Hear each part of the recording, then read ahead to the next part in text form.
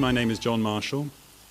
Since March this year, I have been the British Ambassador here in Luxembourg. And with me today, I'm delighted to have my colleague, the Ambassador of Ireland, Padda Carpenter, and Jeff Thompson, the organiser of the British-Irish film season. Having just arrived in Luxembourg, this is the first British-Irish film season for me, but I've heard a lot about it, and I think I'm going to enjoy it hugely. I'm very pleased indeed that this is a British and Irish film season. As you know, the UK and Ireland share a long joint history, and cultural events like this film season help to strengthen those links and that friendship. And I'd like to pay tribute today to Padda's presence here and to thank him for his friendship to me since my arrival. And I'd like to pay tribute to Jeff Thompson, who is the driving force behind the film season.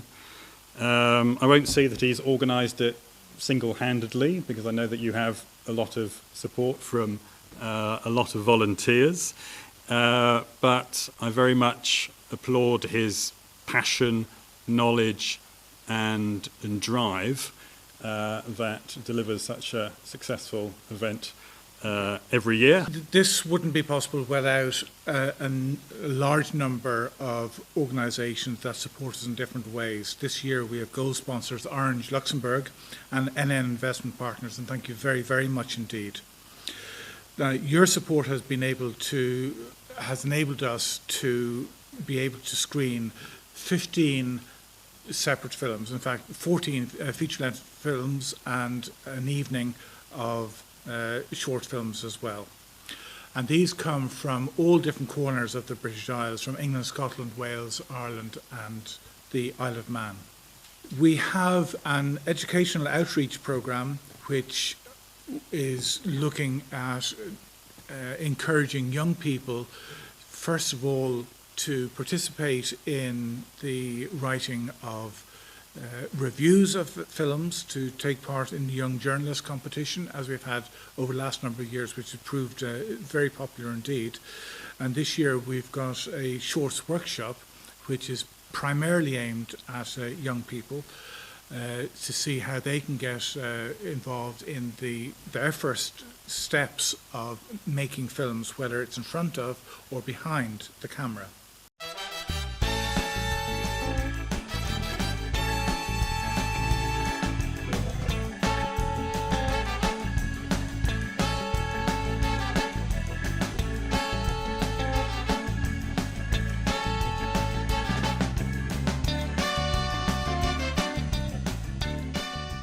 Can you tell us a little bit about the budget of this film, then from your perspective, the number of weeks you had shooting it, etc., please? Yeah, it was about 7 weeks. I mean, I was just saying to Jeff earlier that I can't actually remember, because it's like you just set yourself on the schedule and you just got to do it in the schedule. So afterwards you forget these painful things. It's actually the story of a small little village in the south of Ireland, where one day in 1983 a South American pilot crashes his plane, and the inhabitants of the town came together and they decide that they want to help this guy to fix his plane so that he can get back to Colombia. And the story is told out of the point of view of a young boy who has no father and who is looking a little bit for this father figure, and who sees in this pilot somebody who could probably take over this role.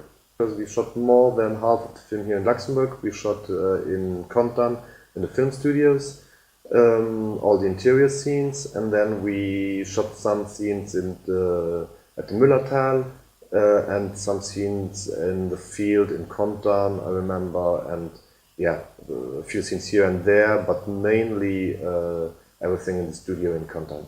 Bliss is based on Alex Ferguson's play of the same title, so he's actually the writer. Although I have a story credit, I'm not like the official writer, it's Alex Ferguson. And I was introduced to his play back in, 2002, so a long time ago. Funding was a difficult thing. I couldn't get funding in Ireland at the start, so... Not even with the success of the pipe. No. And so we went down the crowdfunding route, and it was tough work, but because of the pipe had done well, there was a lot of people that kind of believed in the story, and we raised €56,000 through crowdfunding, which was like a massive amount through crowdfunding drives. And then we went to the Irish Film Board, and then they agreed to match the 56,000 we'd raised. They weren't overly enthusiastic about the project, but just sheer persistence. And then we got money in Canada, the Canadian broadcaster CBC and the Newfoundland Labrador Film Commission, and in Norway through the North Norwegian Film Fund. And there was some kind of we got money from a bank as well, I don't know how. It was a Spara Bank award in the bank in Norway. And in Ireland, banks take money off you, but in Norway they give you money, so we got an award from them. I had never acted before in my life, and I was in the city centre in town when I was 14 in Dublin, and a woman was doing for the first time.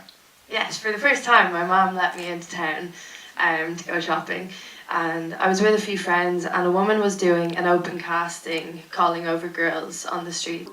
Rachel Griffiths is obviously an Oscar-nominated Australian actress from Melbourne in Australia, and the Melbourne Film Festival was at the end of July, and it was a very big deal to premiere the film.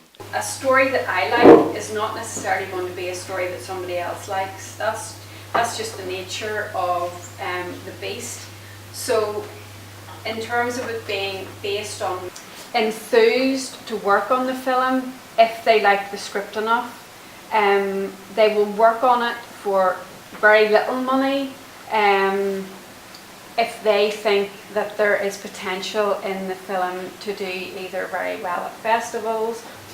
About 50% of the drones in the world are used for agricultural purposes, and the rest would be a mix between marketing, a lot of companies that want videos for their products, hotels, yeah. For the film industry as well, we will see that drones have replaced what used to be work that used to be done by helicopters. They are much cheaper and much more easy to handle. So if you're around this evening, Cine Utopia, so we'll have a screening and have a Q&A afterwards about the whole process of making the film and everything that we went through, from crowdfunding to trying to get official funding to distribution and everything else, the funny stuff in between. So thank you very much, thanks for having me, and I look forward to that tonight.